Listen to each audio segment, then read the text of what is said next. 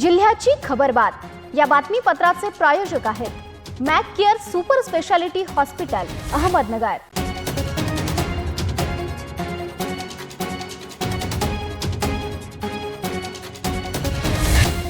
प्रेक्षकांनो नमस्कार, मी निर्जला, न्यूज 24 सह्याद्रीमध्ये तुमचं स्वागत। तर पाहूयात अहिल्यानगर जिल्ह्यातील महत्त्वपूर्ण बातम्यांचा आढावा जिल्ह्याची खबरबातमध्ये।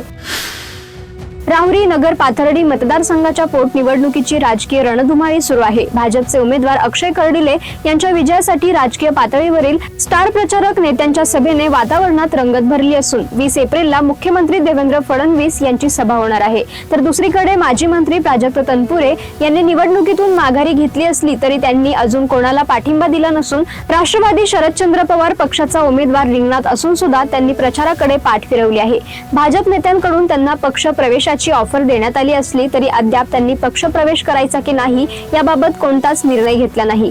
20 तारखेला कार्यकर्त्यांचा मेळावा आयोजित करण्यात आला असून कार्यकर्त्यांची मते जाणून घेतल्यानंतर प्राजक्त तनपुरे हे पुढील भूमिका जाहीर करणार असल्याने या निर्णयाकडे सगळ्यांचं लक्ष लागलंय। राहुरी पाथर्डी नगर विधानसभा पोटनिवडणुकीच्या पार्श्वभूमीवर भाजप महायुतीचे उमेदवार अक्षय कर्डिले यांच्या प्रचारार्थ आमदार मोनिका राजळे यांनी पाथर्डी तालुक्यात झंझावाती दौरा करून प्रचाराला मोठी चालना दिली आहे। या दौऱ्यात तालुक्यातील तब्बल 39 गावांमध्ये त्यांनी नागरिकांशी थेट संवाद साधत अक्षय कर्डिले यांना विजयी करण्याचे आवाहन केले। या दौऱ्याला नागरिकांचा उत्स्फूर्त प्रतिसाद लाभला असून गावागावांमधून अक्षय कर्डिले यांना आमदार करायचे असा निर्धार व्यक्त करण्यात येतोय। प्रचारादरम्यान महिलांपासून युवकांपर्यंत सर्व घटकांचा सहभाग दिसून आला, ज्यामुळे निवडणुकीचे वातावरण अधिक रंगतदार झाले आहे। सांडपाणी अंगणात येण्यावरून झालेल्या वादाचे रूपांतर हाणामारीत झाले असून लाकडी काठी आणि लाथाबुक्क्यांनी मारहाण केल्याची घटना नगर तालुक्यातील रुई छत्तीसी येथे घडली आहे। या प्रकरणी नगर तालुका पोलीस ठाण्यात 6 जणांविरुद्ध गुन्हा दाखल करण्यात आलाय। रुई छत्तीसी येथील फिर्यादी महिलेच्या घरासमोर आरोपींनी धुण्या भांड्याचे पाणी सोडल्याने अंगणात चिखल झाला होता। पाणी आमच्या अंगणात येऊ देऊ नका असे समजावून सांगत असताना आरोपींना या गोष्टीचा प्रचंड राग आला आणि यावेळी आरोपी असलम इक्बाल शेख, रमजान इक्बाल पठाण, शाहरुख हसन शेख, निलोफर शाहरुख शेख, अल्ला बकस पठाण आणि गजरा हसन शेख यांनी बेकायदेशीर मंडळी जमवून फिर्यादी व त्यांच्या कुटुंबाला अश्लील शिवीगाळ करण्यास सुरुवात केली। हा वाद एवढ्यावरच थांबला नाही तर आरोपींनी लाथाबुक्क्यांनी मारहाण करत तसेच पुन्हा नादाला लागलात तर तुम्हाला सर्वांना तलवारीने कापून टाकू अशी जीवे मारण्याची धमकी दिल्याचं फिर्यादीत म्हटलंय। अक्षय तृतीयेच्या पार्श्वभूमीवर जिल्ह्यात बालविवाह होण्याची शक्यता लक्षात घेऊन प्रशासनाने विशेष सतर्कता बाळगण्यास सुरुवात केली असून कुठेही बालविवाह होऊ नयेत यासाठी सर्व संबंधित यंत्रणांनी सतर्क राहून आवश्यक ती कार्यवाही करावी असे निर्देश जिल्हाधिकारी डॉक्टर पंकज अशिया यांनी दिले आहेत। अक्षय तृतीया हा सण विवाहासाठी शुभ मानला जात असल्याने या दिवशी सामूहिक तसेच एकल विवाह सोहळ्यांचे मोठ्या प्रमाणावर आयोजन केले जाते। याच पार्श्वभूमीवर बालविवाह होण्याची शक्यता लक्षात घेता प्रतिबंधात्मक उपाययोजना अधिक प्रभावीपणे राबवण्याचे निर्देश देण्यात आले आहेत। जिल्ह्याची खबरबातमध्ये घेऊयात एक छोटीशी विश्रांती। कॉंग्रॅच्युलेशन्स वहिनी, बाळ झाल्याबद्दल। पण मी ऐकलंय डिलिव्हरी फार क्रिटिकल होती, आता ठीक आहे ना सगळं? अगं होता थोडा प्रॉब्लेम, पण स्त्रियांच्या आरोग्याची संपूर्ण काळजी घेणारं मातृसेवा होतं ना साथीला। सगळं सुरळीत झालं। किशोर वयापासून ते रजोनिवृत्तीपर्यंत स्त्रीच्या आरोग्याची संपूर्ण काळजी घेणारं अहमदनगर मधील पहिलं स्त्री रुग्णालय Matruseva women's hospital, obstetric ICU, किशोरवयीन आणि विवाहपूर्व समुपदेशन, गरोदर माता तपासणी आणि प्रसूती, पहिल्या सिझेरियन नंतर नॉर्मल डिलिव्हरीची सोय। मातृसेवा विमेन्स हॉस्पिटल, चौक, नवीन टिळक रोड, अहमदनगर। फोन 9850 20 0017। विश्रांतीनंतर तुमचं पुन्हा एकदा स्वागत। पाहूयात पुढील बातम्या।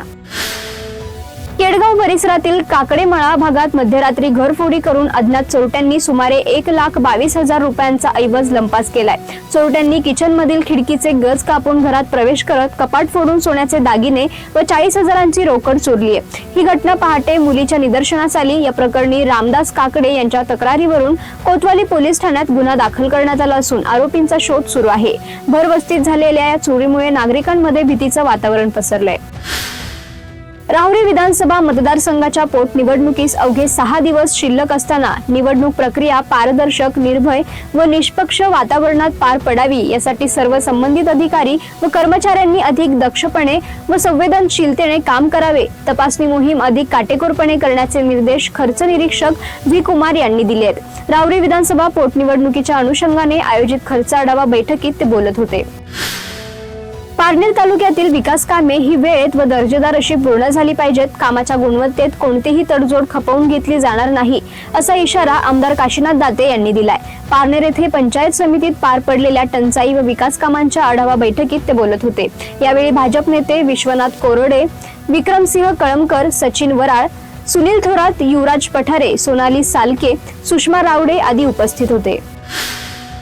जामखेड तालुक्यात यावर्षी कांदा उत्पादक शेतकरी आर्थिक संकटात सापडले आहेत. खरीप आणि रब्बी अशा दोन्ही हंगामात तब्बल 7,000 हेक्टर क्षेत्रावर कांद्याची लागवड करण्यात आली होती. वाढीव उत्पादनाच्या अपेक्षेने शेतकऱ्यांनी मोठ्या प्रमाणावर गुंतवणूक केली. मात्र बाजारात भाव कोसळल्याने सर्व गणितच बिघडले आहे. सरासरी हेक्टरी 15 ते 20 टन उत्पादन घेणाऱ्या शेतकऱ्यांना यंदा सततच्या पावसाचा मोठा फटका बसलाय. पिकावर रोगराई वाढल्याने वारंवार फवारणी करावी लागलीय. यासाठी हजारो रुपये खर्च करावे लागलेत. पण बाजारात कांद्याला मिळणारा दर हा 10 ते 12 रुपये दरम्यान असल्याने उत्पादन खर्चाच्या बरोबर असल्याने शेतकऱ्यांच्या हातात काहीच उरले नाही, अशी अवस्था सध्या आपल्याला शेतकऱ्यांची पाहायला मिळते. जिल्ह्याची खबरबात मध्ये आपण इथेच थांबतोय. मात्र तुम्ही पाहत राहा न्यूज 24 सह्याद्री.